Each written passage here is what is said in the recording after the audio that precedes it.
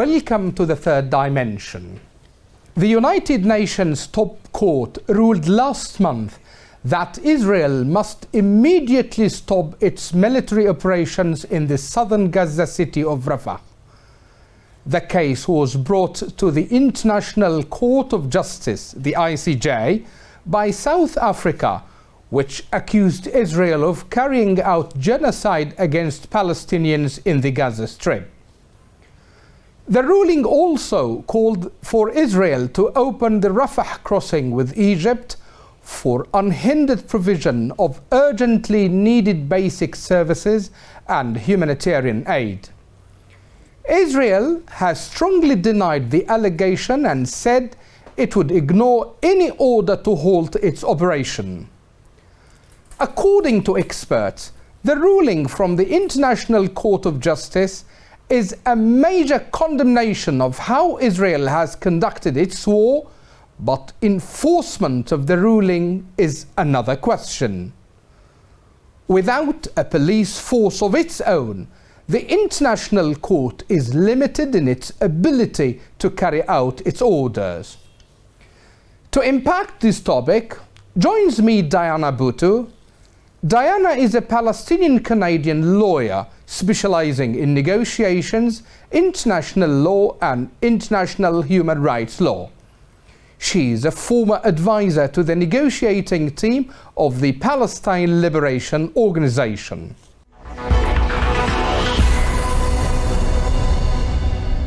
Welcome to the program. Thank you. Thank you very much for having me again. Okay. Now, on May the 24th, the International Court of Justice, presided by Judge Nawaf Salam, issued a dramatic ruling ordering Israel to immediately halt its military offensive because it may inflict on the Palestinian group in Gaza conditions of life that could bring about its physical destruction in whole or in part. Now, first, what does this mean and what is next, Diana? Well, what it means is that this is yet another decision by the International Court of Justice against Israel's genocide in Gaza. You remember, and it's important to recall, that the first one came out at the end of January, the second one in March, and then now this third one. And in each of these rulings, the court has made it very clear that what Israel is doing is plausible enough to amount to genocide, and that it must take very concrete measures to actually end what it is doing. The problem, of course, is that, as you already said in your introduction, there is no international police force. And because there is no international police force, this becomes the duty of each and every country around the world to make sure that Israel's not allowed to continue with this genocide. And so we've seen already that countries have already stepped forward and said that they are interested in intervening in the larger case when it comes to hearing the case on the merits of genocide. And I fully expect and certainly hope that countries around the world are going to take whatever action is necessary to stop this genocide. And those actions include everything from an arms embargo to make sure that Israel doesn't get more weaponry. It includes making sure that Israeli officials see prison terms rather than be able to roam freely. It also means going after Israeli soldiers who've been very brazen in their broadcasting of their war crimes. And it also means boycotting Israel and placing sanctions on Israel. This is the very minimum that needs to be done in order to stop this genocide. But what we're instead seeing is that the United States is giving Israel a green light to do whatever it wants to do. Yeah, okay. So apart from all these measures that can be done by countries or the international community, Diana, okay? So now almost a month since the ICJ issued that ruling, and Israel seems to have responded to the ruling with even greater vengeance. How does that square with the international law? Look, Israel has thrown international law out the window. And it's not just Israel, it's other countries as well who want to do the same. The question is whether the world is going to allow that to happen. You know, the international legal system is a system in which countries come together and say that there's a certain mode and standard of behavior that we want to live in this world, in this society. And so it's up to these countries to decide whether they want international law to be thrown out the window or whether they want to have a robust, healthy system where countries are held to account. This, at the end of the day, is the question that the world is now facing. But I want to step a little bit further and not make us feel so helpless, because this isn't just a question of what France or Germany or Spain or Canada or the United States or any of these Western countries does, but it's also a question of what we as individuals do as well. Now, we are not as powerful as states, but combined we are. And that's why it's so important for us to be backing Palestinians and backing Palestine and making sure that Israel is boycotted, pushing for sanctions against Israel and so on. Yeah. If the world community doesn't want to act, then we as the citizens of the world community must act.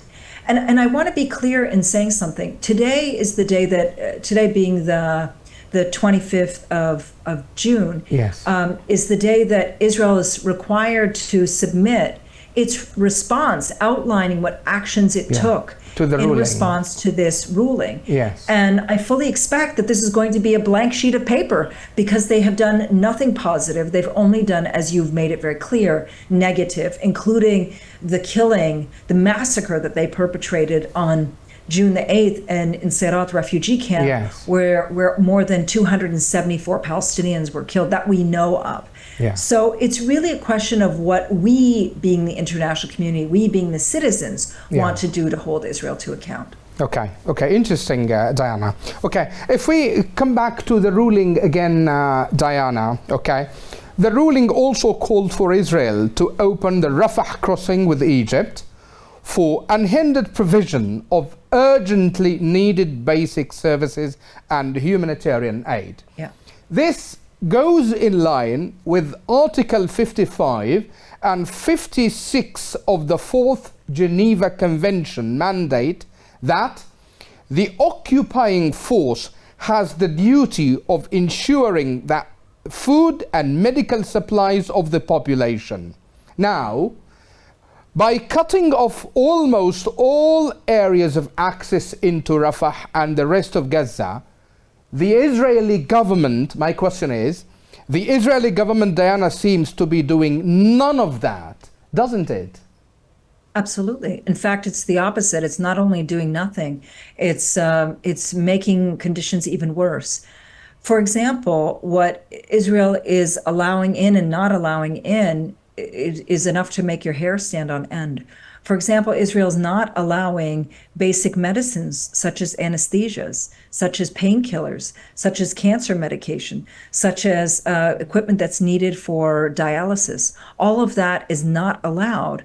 And yet it is allowing only those commercial goods that are sold at very high prices to Palestinians. And those commercial goods being the goods that are, of course, not needed, and the ones that can withstand the heat and withstand staying in line for days and weeks and in some cases months on end.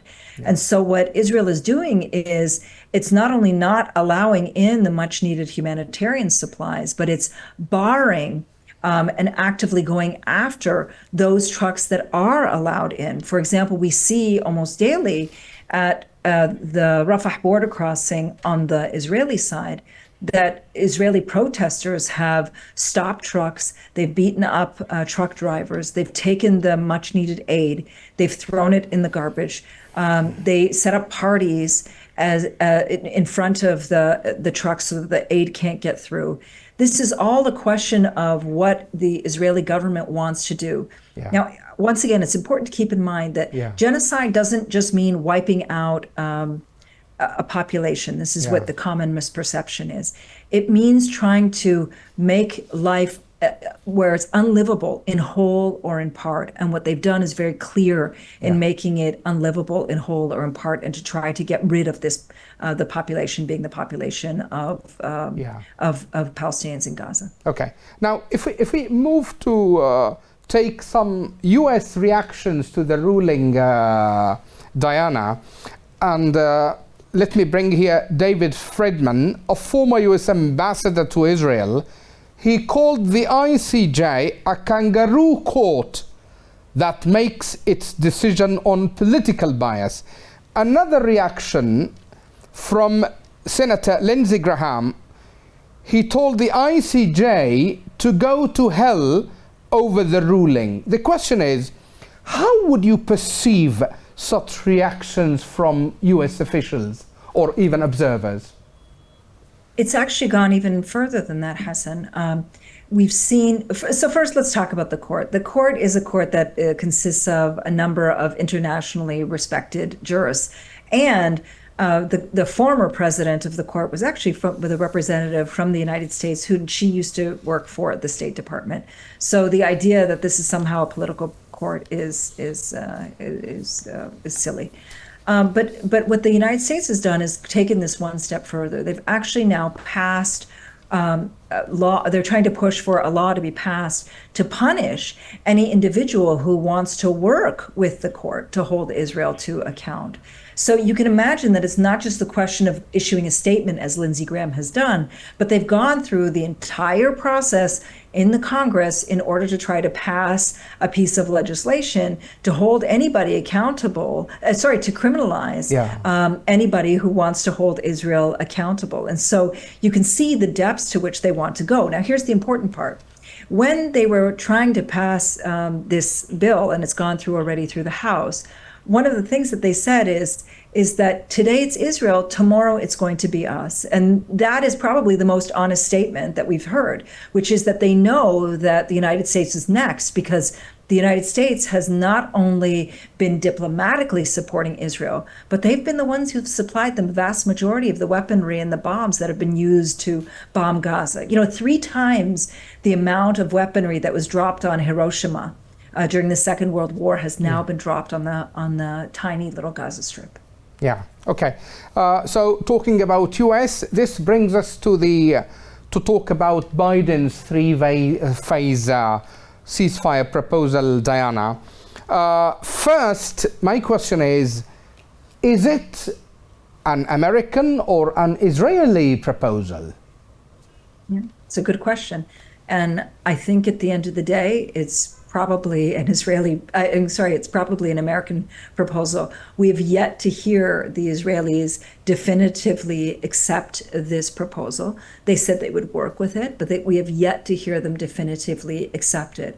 And the reason that we don't hear a definitive yes is because Netanyahu is very much interested in continuing this genocide, because he's genocidal, but also because he wants to maintain his position in government. He knows that once this attack on Gaza is over, that his government will collapse and he will likely be sent to prison, not for anything that he did in Gaza, but for his actions when it came to corruption.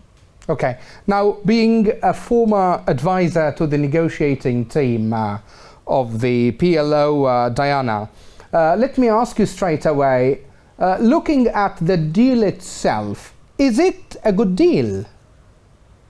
Look, the big problem that's missing from this proposal is that there is no end there's no end. In other words, there's no end that's been specified. They talk about continuing a ceasefire, but there's no permanent end. And I want you to put yourselves in the shoes of somebody who is Palestinian. And I know you very much support us, but I'll put it very simply. Yeah. If Israel has dropped more than 3 times the amount of bombs that were dropped on Hiroshima in this tiny little Gaza Strip, with the Israeli captives inside Gaza, imagine what's going to happen after they get the captives outside of Gaza.